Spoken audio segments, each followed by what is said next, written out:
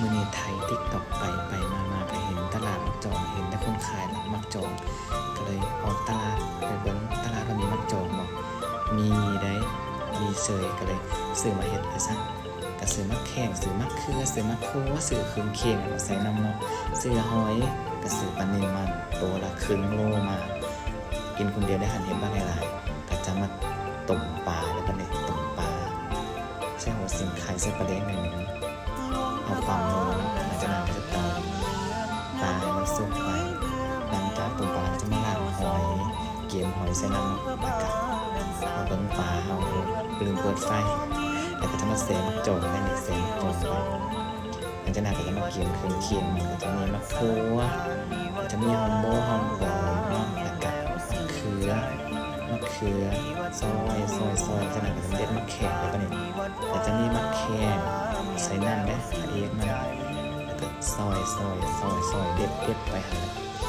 ซอยหัวสิงไข่ใส่น้ำเห็นเขาซอยใส่ดูคลิปคนอื่นฮะนะอาจจะนำมะแขกมักจองกันได้แล้วได้บ้างนี่นะหลังจากมักจองได้แล้วเขาก็จะมาใจมักจองใจเอากาบแก่มันอยู่ทางนอกทางอกแล้วก็เอาแกนอยู่ทางในเอา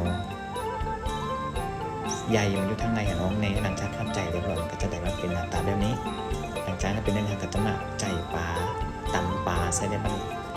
เอาปลาใจปลาแล้วก็จะมาตำปลาเล็กๆเลยหลังจากมันแรกดีแล้วก็จะมาเริ่มปรุงเลยมันนี่เลยก็จะนำปลาและนำตุ่มปลามาใส่กะเอามักหอยใส่มักแข้งมักเขือที่เขาซอยไว้ละเครื่องเคียงสดตำพริกป่นใส่ปลาแดกใส่หลายได้ปลาแดกหนังว่าใส่ตอนตุ่มไปแล้วก็คนน้ำกับน้ำเข้ากันหลังจากนั้นก็เติมมักจองเลยเติมมักจองเนี่ยเวลาเขาคนนะมักจองของมันขึ้นหน่อยเขาก็เลยไปเสมักจองอีกรอบ2มาเพิ่มได้นี่เสมักจองอีกเพิ่มอีกมาใส่อีกถ้าเฮ็ดผิดสูตรผิดอย่างก็ขอโทษขออภัยเด้อไทยเนื้อเด้อเจ้าเฮ็ดลามักจองครั้งแรกแซ่บๆทำกันเด้อจ้า